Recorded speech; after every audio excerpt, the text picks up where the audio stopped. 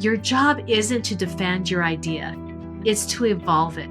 It's to ask yourself, what's the mutual win here? Leaders who can bridge the gap between their vision and their stakeholders' priorities are the ones who move the needle over time. Welcome to the Leadership Transformations Podcast.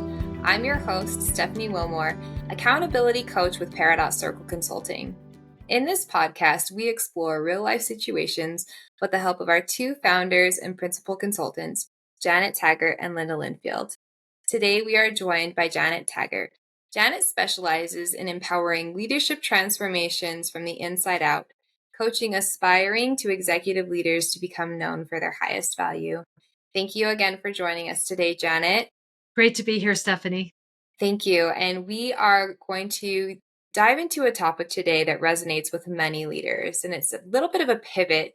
Usually lately we've been talking about organizations and their structure and developing talent. And today we're going to be talking about something that's a little more personal to leaders. And that is when we create ideas and proposals and they get rejected. And this is something that happens to even the most thoughtful and experienced professionals. And, what should leaders do when their great ideas are met with hesitation or even worse, an outright no? Great question. And, it is inevitable. And it really actually does relate to some of the organizational issues we've been talking about with leadership pipeline and developing a leadership strategy and developing your talent, because sometimes we develop this proposal and then it goes south. We don't get the answer we want. And I'm so glad we're digging into this because rejection really is a part of the leadership experience.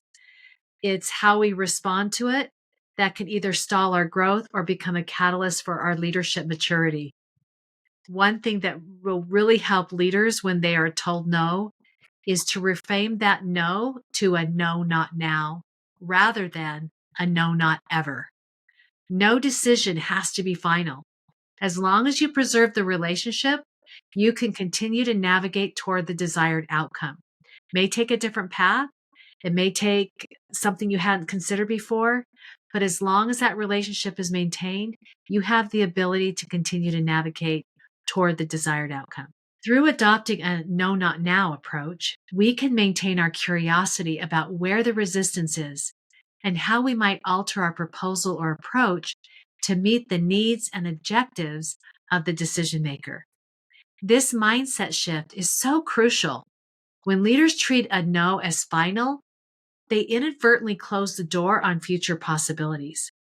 But if instead we reframe that no as provisional, we keep that door open, sometimes even inviting new opportunities through it. Yeah, that is such a powerful reframe. I feel like that's such a key idea, that we have curiosity about where the resistance is coming from, because you can work from there, right? I mean, it takes it from somewhere where it feels like it's personal or that it's a complete rejection to where can I take this and how can I think about this differently? And, sometimes we see this with our clients, they work really hard on these proposals. They present it to key stakeholders. For example, somebody may have a proposal for a new org structure only to have their VP shut it down. But then when they really think about it and have that curiosity, they return to the table a few weeks later and say, okay, how can we refine this? And then they do refine it. And I think there's a really important key with thinking about aligning with their leaders and the business's vision and goals and priorities. And often the response can be really different. And so thinking about it from a curiosity perspective is really important. I love that. Exactly. You're right on. That's a perfect example of what I mean when I say refine your proposal. Find the intersection between what you want and what your leaders want. This is where resilience meets emotional intelligence. Your job isn't to defend your idea. It's to evolve it. It's to ask yourself, what's the mutual win here? Leaders who can bridge the gap between their vision and their stakeholders' priorities are the ones who move the needle over time, especially as that curiosity invites them to open up their thinking to another perspective and maybe another pathway toward a solution. So remember, demonstrate resourcefulness and resilience as you work to achieve your goals.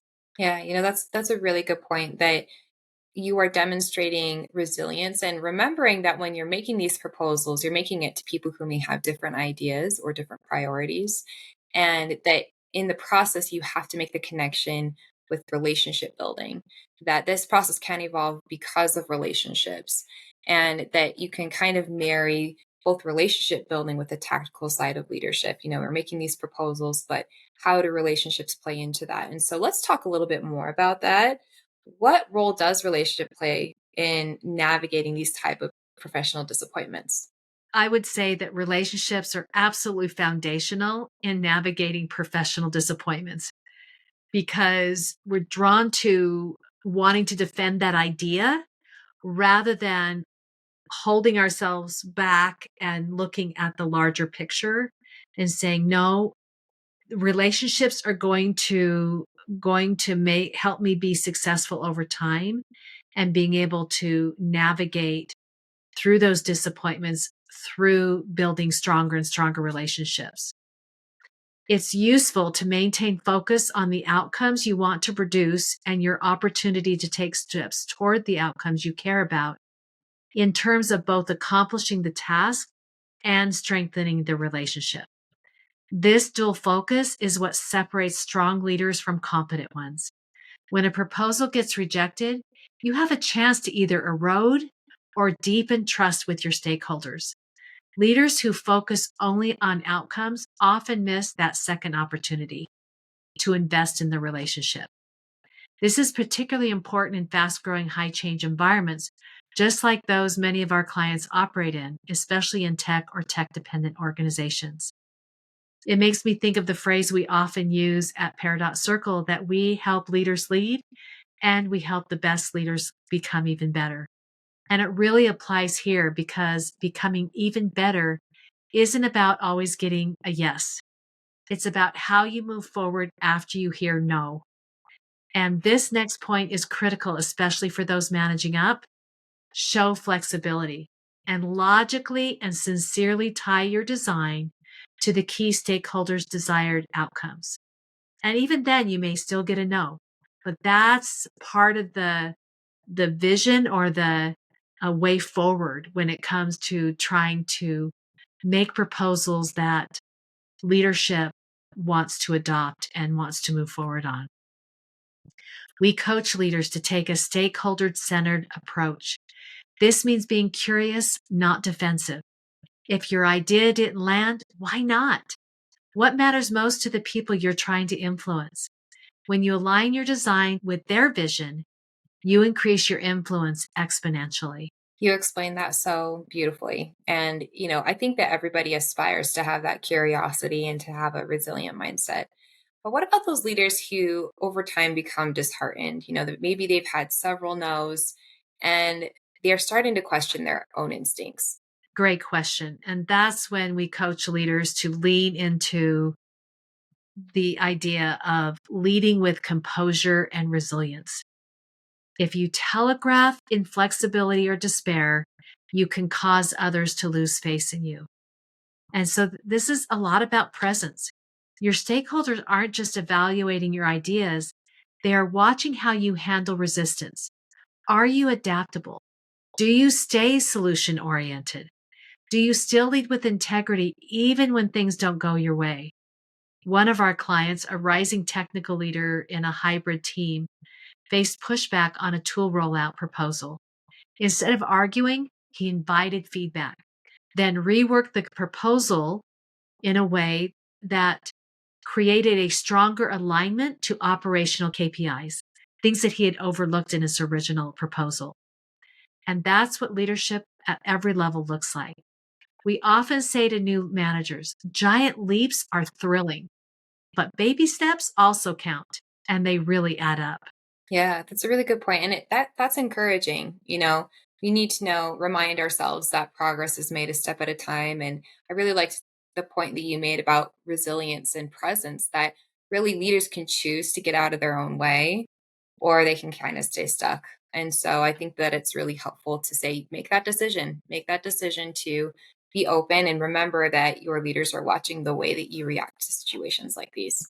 Yes. And, we work with so many good hearted leaders that want to cause the right thing to happen. And when, they put all this work into an idea and a proposal that they think will have such a great impact, it can be very discouraging for them. And so we would just remind them, leadership is cumulative. Every email you send, every meeting you facilitate, every difficult conversation you approach with grace, that's leadership. At times, you'll have the opportunity to sail smoothly straight to your desired destination.